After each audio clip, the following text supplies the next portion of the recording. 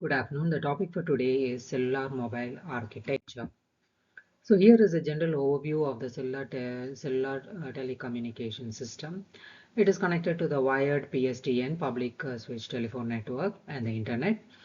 To that is connected the mobile switching center. To the mobile switching center is connected to the base station, and from the base station to the different mobile units. So the mobile switching center connects cells to wide area network, manages call setup, handles mobility, and each cell covers a geographic region. The base station BS is analogous to 802.11 AP. Mobile users attach to network through BS base station.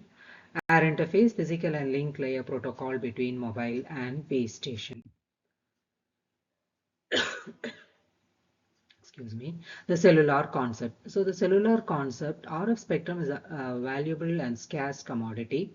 RF signal attenuates over distance. Cellular communication systems are wireless mobile communication system that divide a large geographic area into smaller section or cell, each served by its own base station, transceiver, and antenna. Low power transmitter used by BS transmission range determines cell boundary. RF spectrum is divided into distinct group of channels. Cell shape. In real life, the cells are irregular and complex shapes influenced by terrain features and artificial structure properties, base station location, and transmission power accessing technique.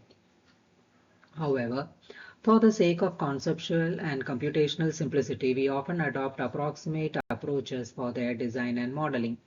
The hexagonal approximation is frequently employed in planning and analysis of wireless network due to its flexibility and convenience. Cellular system cell shapes. A hexagon is a tessellating cell shape in that the cells can be laid next to each other with no overlap. Therefore, they can cover the entire geographic region without any gaps.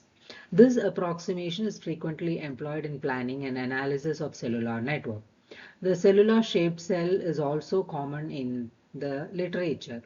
In fact, an omnidirectional base station antenna may cover a circular area that is defined as the area for which the propagating downlink signal exceeds a cell area. The major drawback of circular approximation is that circular cells partially overlap in order to avoid gaps. What is a cell? A base station transmitter having a number of RF channels is called a cell. Each cell covers a limited number of mobile subscribers within the cell boundaries. Approximately a cell radius is 30 kilometers. Startup 1 kilometer mature.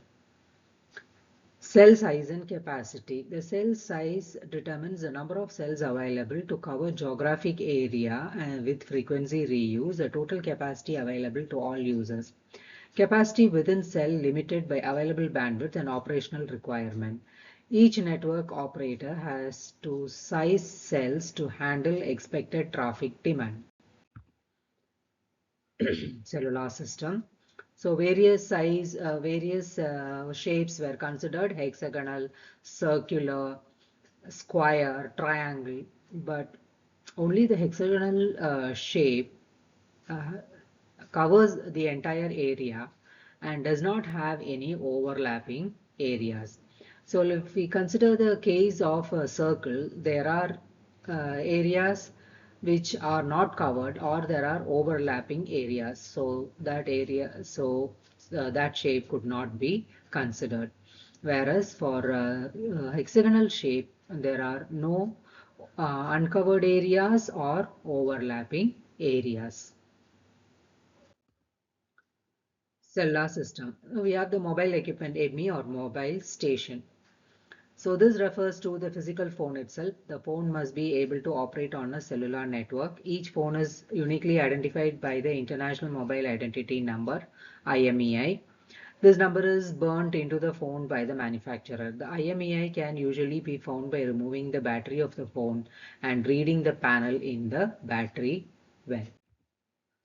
Cellular system, base station, base transceiver station or base station transceiver. It is actually the antenna that you see installed on the top of the tower. The BTS is the mobile phone's access point to the network. It is possible for carrying out radio communication between the network and mobile phone. It handles speech encoding, encryption, multiplexing, and modulation, demodulation of the radio signal. Usually a tower with 3 BTS will accommodate all 360-degree and around the tower. A BTS is assigned a cell identity. The cell identity denotes a particular location area which provides detail of the cell which the BTS is covering. Base station controller. BSC controls multiple BTS. It handles allocation of radio channel, frequency administration, power and signal measurements from MS, and handover from one BTS to another. A BSC also functions as a funneler. It reduces the number of connections to mobile switching center and allows for higher capacity connection to the MSC. So here we can see BTS connected to BSC. BSC is connected to MSC and MSC is connected to the GMSC. Mobile switching center. Mobile switching center is the heart of the GSM network. It handles call routing, call setup, basic switching function. MSC handles multiple BSCs and also interferes with other MSCs and registers. It also handles inter-BSC handoff as well as coordinate with other MSCs for inter-MSC handoffs. Cellular system. So we have voice channels, forward voice channel, voice transmission from base station to mobile station. Reverse voice channel is voice transmission from mobile station to base station.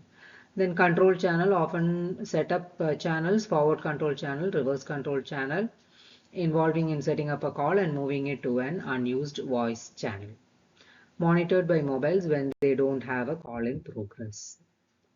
So here is the cellular system infrastructure. We have mobile station, mobile switching center, base station controller, base station base transceiver system, VLR visitor location register, AUC authentication center, HLR home location register, EIR equipment anti register, PSTN public switch telephone network. So HLR is visitors location. HLR and VLR are two sets of pointers that support mobility and enable the users of the same telephone number worldwide. AUC is authentication center. EIR is equipment identity register and is a database that information about identity of mobile equipment. Both AUC and EIR can be implemented as individual standalone units or as combined AUC EIR unit. HLR is a home MS where the MS is registered. HLR then points to MSC that MS is currently located. So we come to the end of the architecture. Thank you.